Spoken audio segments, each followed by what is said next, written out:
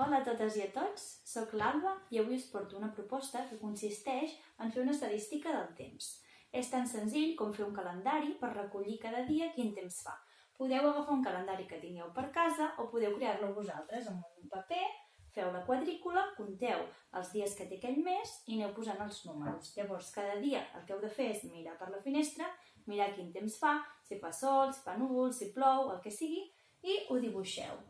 I després també podeu fer l'estadística del temps, que és fer una quadrícula com aquesta, poseu cada temps a sota i compteu aquell mes o aquella setmana, com vulgueu, quants dies de sol ha fet, per exemple, i ho pinteu. I després a sota poseu el número. I després també el que podeu fer és fer-ho amb legos o amb qualsevol altres peces que tingueu a casa. Per exemple, aquí tenim que ha fet 5 dies de sol i hem posat 5 peces de lego. I així veieu qui guanya, si guanya el sol, si guanya el núvol, i així ho podeu veure. Moltes gràcies.